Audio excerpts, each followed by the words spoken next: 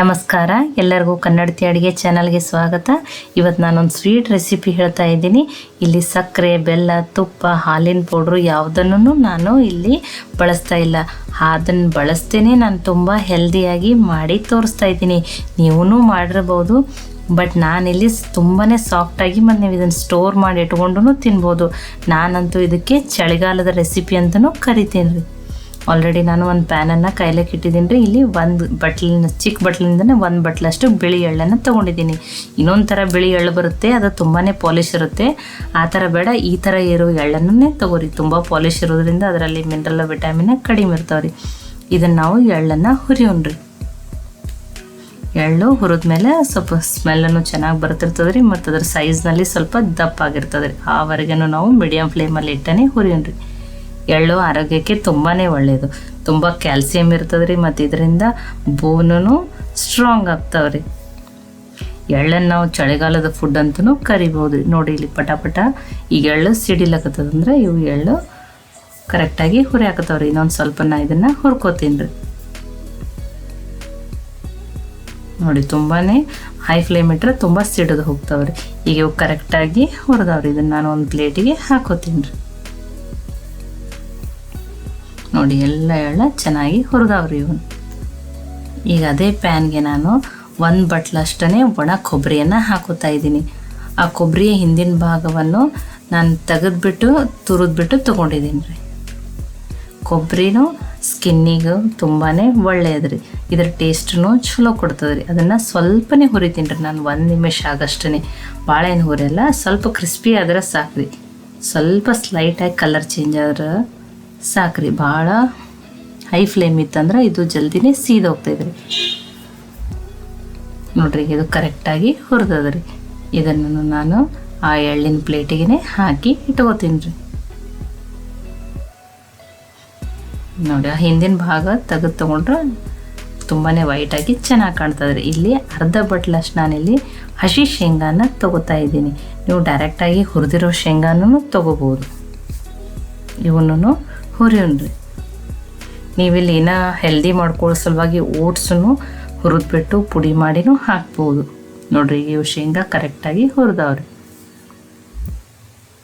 ಇದನ್ನು ನಾನು ಸ್ವಲ್ಪ ಬೇರೆ ಪ್ಲೇಟಿಗೆ ಹಾಕೋತಾ ಇದ್ದೀನಿ.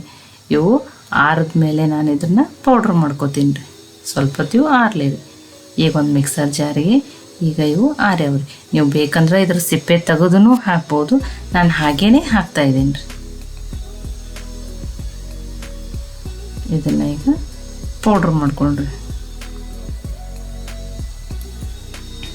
ನೋಡಿರಿ ಈಗ ಶೇಂಗಾ ಪೌಡ್ರ್ ರೆಡಿ ಆಗ್ಯದ ರೀ. ಈಗ ಒಂದು ಪಾತ್ರೆಗೆ ನಾನು ಈಗ ಹುರಿದಿಟ್ಕೊಂಡಿರುವಂಥ ಎಳ್ಳು ಮತ್ತು ಒಣ ಕೊಬ್ಬರಿಯನ್ನು ಹಾಕ್ತಾಯಿದ್ದೀನಿ.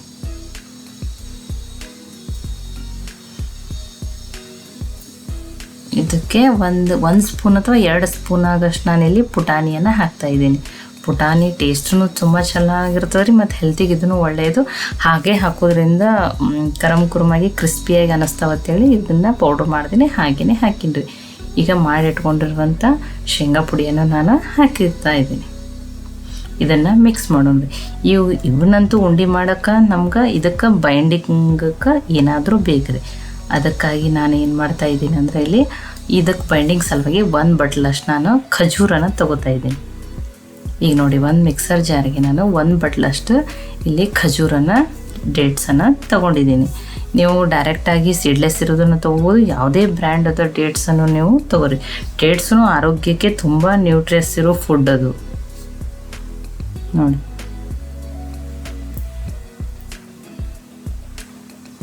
ಇದಕ್ಕೆ ಸ್ವಲ್ಪ ನಾನು ನೀರನ್ನು ಹಾಕ್ಕೊಂಡು ಗ್ರೈಂಡ್ ಮಾಡ್ತೀನಿ. ಇವಾಗ ಇನ್ನೊಂದು ಸ್ವಲ್ಪ ಬೇಕನ್ನಿಸ್ತಂದ್ರೂ ನೀರು ಹಾಕಿ ಫೈನ್ ಪೇಸ್ಟ್ ಆಗೋವರೆಗೂ ಗ್ರೈಂಡ್ ಮಾಡಿರಿ. ನೋಡಿ ಇದು ಈಗ ಫೈನಾಗಿ ಪೇಸ್ಟ್ ಆಗ್ಯದ ರೀ. ನೋಡಿ ಈ ನೀರು ಹಾಕಿರೋದನ್ನು ಡೈರೆಕ್ಟಾಗಿ ಯೂಸ್ ಮಾಡಬಾರ್ದು ಅಂಥೇಳಿ ನಾನು ಒಂದು ಪ್ಯಾನ್ಗೆ ಆ ಪ್ಯಾನನ್ನು ಕೈಲಿಕ್ಕೆ ಇಟ್ಟಿದ್ದೀನಿ ರೀ. ಇದನ್ನು ಈಗ ಮಿಕ್ಸರ್ ಜಾರ್ನಲ್ಲಿ ಗ್ರೈಂಡ್ ಮಾಡಿರೋದನ್ನು ಹಾಕ್ತಾಯಿದ್ದೀನಿ. ಡೇಟ್ಸು ಬ್ರೈನಿಗೂ ತುಂಬ ಒಳ್ಳೆಯದು, ಮತ್ತು ಇದನ್ನು ನಾವು ನ್ಯಾಚುರಲ್ ಸ್ವೀಟ್ ಅಂತಲೂ ಕರಿತೀವಿ.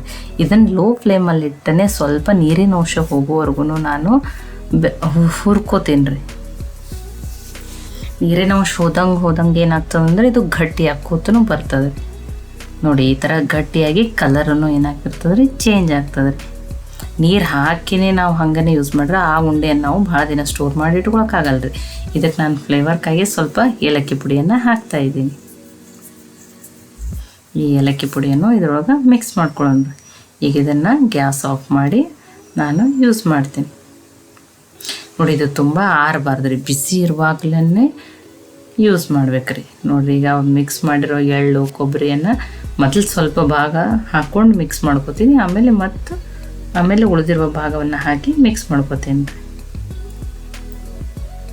ನೋಡಿ, ಈಗ ಆ ಭಾಗವನ್ನು ಎಲ್ಲವನ್ನು ಪೂರ್ತಿಯಾಗಿ ಹಾಕಿ ಮಿಕ್ಸ್ ಮಾಡ್ಕೊತೀನಿ ರೀ. ನಾನಿಲ್ಲಿ ತುಪ್ಪ, ಬೆಲ್ಲ, ಸಕ್ಕರೆ ಏನನ್ನೂ ಹಾಕಿಲ್ಲ, ನ್ಯಾಚುರಲ್ ಸ್ವೀಟ್ಸ್ದಿಂದನೇ ಇದನ್ನು ನಿಮಗೆ ಮಾಡಿ ತೋರಿಸ್ತಾ ಇದ್ದೀನಿ ರೀ. ಈಗ ಇದು ಕರೆಕ್ಟಾಗಿ ಮಿಕ್ಸ್ ಆಗಿದೆ ರೀ. ಈಗ ಬಿಸಿ ಇರುವಾಗಲೇ ಉಂಡೆಯನ್ನು ನಿಮಗೆ ಕಟ್ಟಿ ತೋರಿಸ್ತಾ ಇದ್ದೀನಿ ನೋಡಿ. ಎಷ್ಟು ಚೆನ್ನಾಗಿ ಬಂದದ್ದು, ಮತ್ತು ಕೈಗೂ ಏನೂ ಅಂಟ್ಕೊಂಡಿಲ್ಲ. ನೀವು ಬೇಕಂದ್ರೆ ಒಂದು ಸ್ಪೂನ್ ಬೇಕಂದ್ರೆ ಇದ್ರೊಳಗೆ ತುಪ್ಪ ಆ್ಯಡ್ ಮಾಡಿಕೊಂಡು ಮಿಕ್ಸ್ ಮಾಡಿ ಉಂಡೆಗಳನ್ನ ಕಟ್ಕೋಬೋದು. ನೀವು ಯಾವ ಸೈಜ್ ಬೇಕಾದರೂ ಕಟ್ಕೋರಿ. ಈ ಥರ ಮಕ್ಕಳಿಗೆ ಮಾಡಿಕೊಟ್ರೆ ಇದು ತುಂಬಾ ಹೆಲ್ದಿ ಇರುವಂಥದ್ದು ನೋಡಿ. ಎಲ್ಲನೂ ಒಮ್ಮೆಲೆ ರೆಡಿ ಮಾಡಿ ಇಟ್ಕೊಂಡಿದ್ದೀನಿ ನೋಡಿ. ಓರು ಎಳ್ಳನ್ನು ಪುಡಿ ಮಾಡಿ ಹಾಕ್ತಾರೆ, ನಾನು ಹಾಗೆ ಹಾಕೋದ್ರಿಂದ ನೋಡೋಕ್ಕೂ ತುಂಬಾ ಚೆನ್ನಾಗಿ ಕಾಣ್ತದೆ ರೀ. ಮಕ್ಕಳು ಈ ಥರ ಡಿಫ್ರೆಂಟಾಗಿ ಏನರೇ ಮಾಡಿಕೊಟ್ರೆ ಎಲ್ಲರೂ ಇಷ್ಟಪಡ್ತಾರೆ. ಇದು ತುಂಬಾ ಹೆಲ್ದಿಯಾಗಿರುವಂಥದ್ದು. ಈ ರೆಸಿಪಿ ನಿಮ್ಗೆ ಇಷ್ಟ ಆಗಿತ್ತಂದ್ರೆ ಲೈಕ್ ಮಾಡಿ, ಶೇರ್ ಮಾಡಿ, ಕಮೆಂಟ್ ಮಾಡಿರಿ. ಖಂಡಿತನೂ ಇದನ್ನು ನೀವು ಟ್ರೈ ಮಾಡಿರಿ. ಮತ್ತೆ ಒಳ್ಳೆಯ ರೆಸಿಪಿ ಜೊತೆ ಸಿಗೋಣ. ಎಲ್ಲರಿಗೂ ಧನ್ಯವಾದಗಳು.